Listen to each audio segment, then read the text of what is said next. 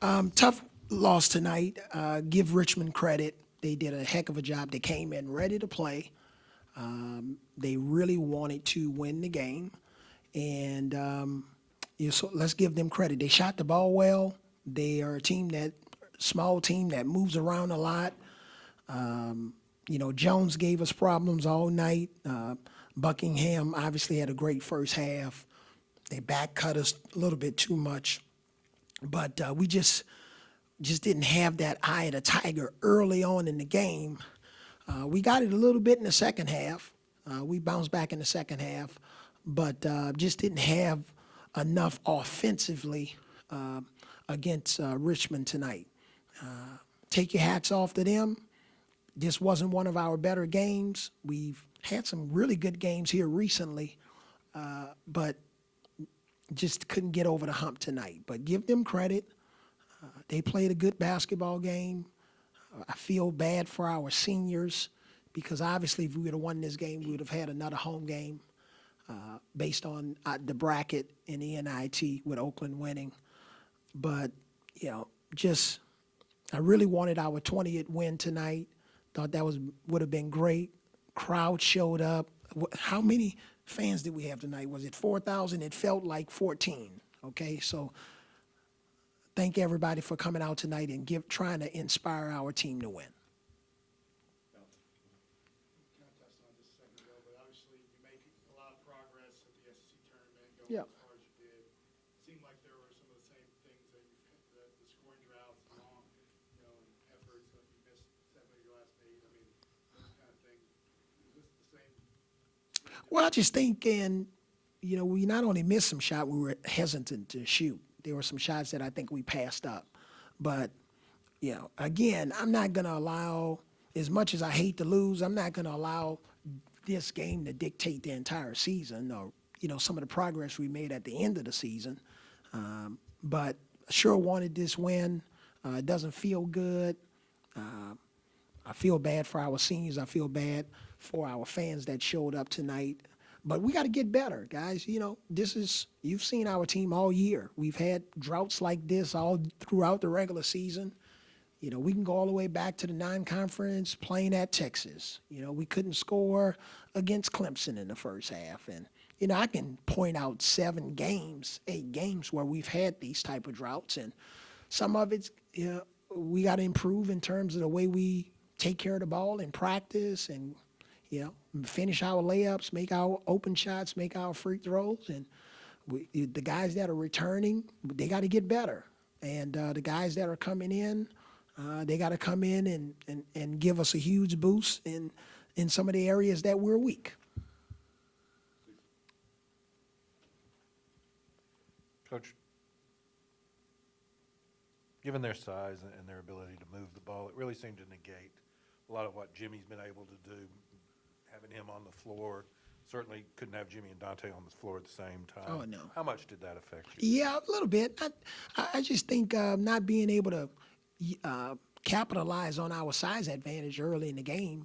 We tried to go inside a little bit, and we either missed a shot or, we turned it over. We started this game. I'm not sure exactly how many it was, but boy, we had some, turnovers that I can't even say it's uncharacteristic of us. It's turnovers that we've seen before. And, it's just a lot of our young players. We got to just grow up and mature a little bit more.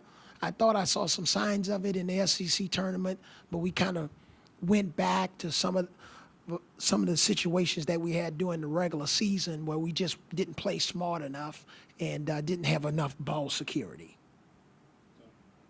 Could you mention those 7 or 8 games that kind of went away from you? How frustrating is it as a coach that maybe the record doesn't show the improvement that this team made from last year? Yeah, that's a good point, Tony. We've made some improvements. I like the way we played on the road. If you're going to really be a good basketball team, you gotta have a significant home court advantage. All right, and we got to figure that out. That doesn't have anything to do with the building or our fans. That's all on us. And our players just got to have more confidence and more swagger and more pride in defending their home court. So that's an area that we definitely need to improve in. I'm well aware of it.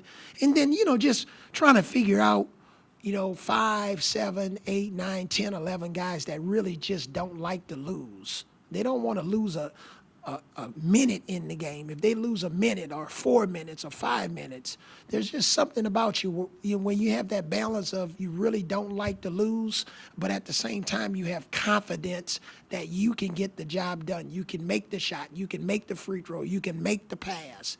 You can make the post move. Just the really, really, really good players, man, there's an edge about them. There's a confidence and a swagger, and we got to get a lot more of that for us to go to the next level.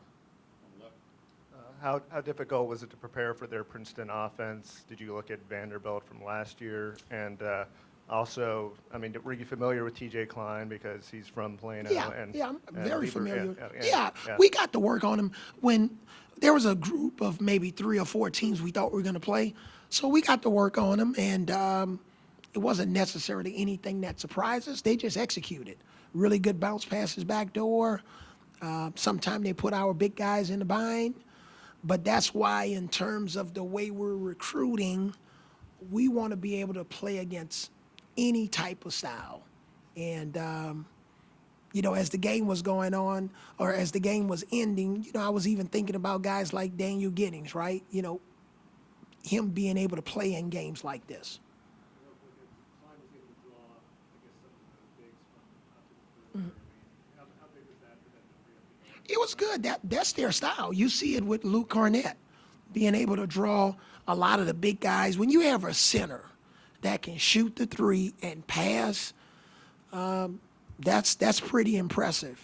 Bogut, when he was with Golden State, he couldn't shoot the three, boy. But when you got a center that can pass like that, man, that takes your offense to another level, and it makes you harder to guard and harder to scout when you don't just have a traditional center. Cecil, you got time for 2 more. Cecil?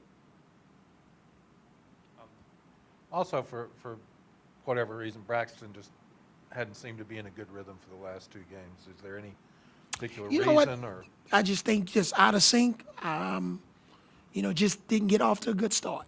And, but obviously got a year's worth or a season worth of video now that we can watch and break down.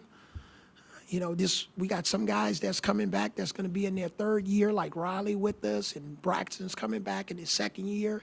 Dejon, after sitting out basically 12 months, he's coming back again for his 2nd year. So, whether it's Braxton or any of our guys that have maybe struggled, now we have an entire off season where we have a lot of video to watch. And as I shared with them on Monday, all of those games that we lost, Cecil.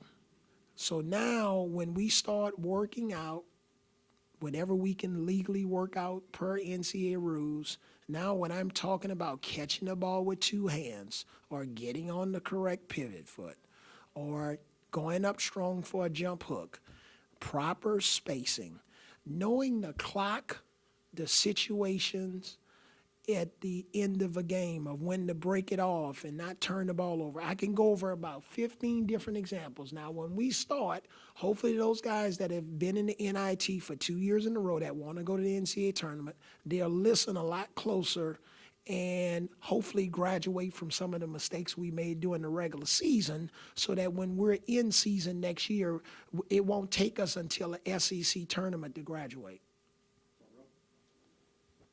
And Coach, I know you're very excited about the future in this recruiting class coming in.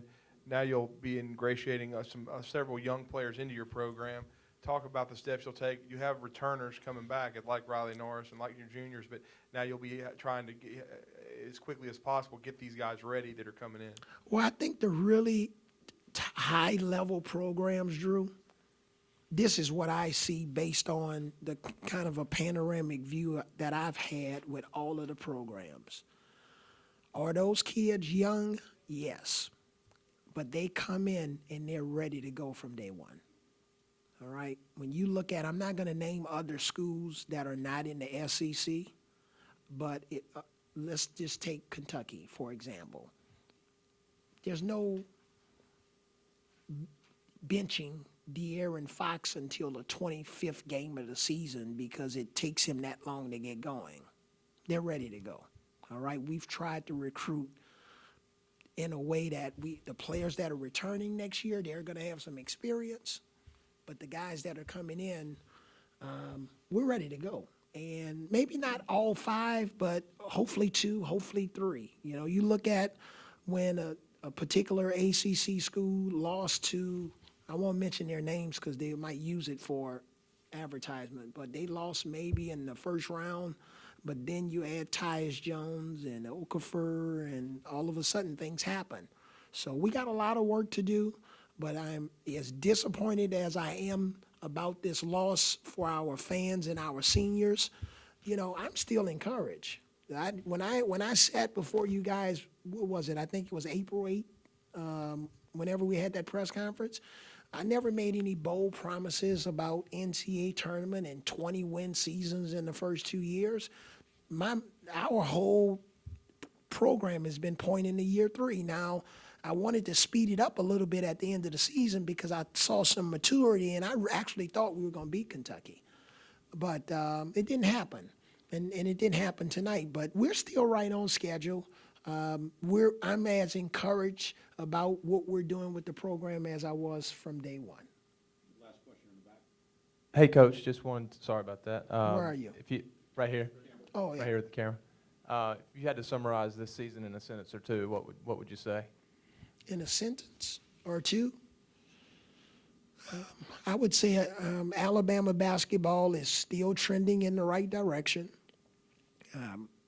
We were in some games that could have gone either way. Yeah. Free throw here, turnover here, here or there, and they were winnable games. Hopefully, Alabama basketball, their hunger and their desire level to be champions, all right, not just make it to the NCAA tournament, but to be champions for those players that are returning. Hopefully, that'll go to another level, and we'll see it in their off-season workouts. We'll see it in their attitudes, and hopefully that'll help us kind of not only get in, but hopefully make some noise. So I'm really encouraged. I've talked to Greg Byrne, our AD.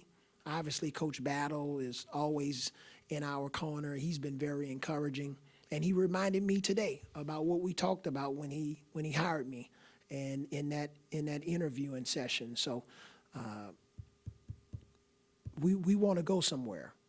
I like the success our football team has had. All right, I like what, you know, I like their swagger. I like their confidence. I like the expectation of winning when I walk into the football stadium. We're not there yet. We're chasing greatness. All right, we're not just chasing an NCAA tournament berth. Thanks, Coach. Thanks.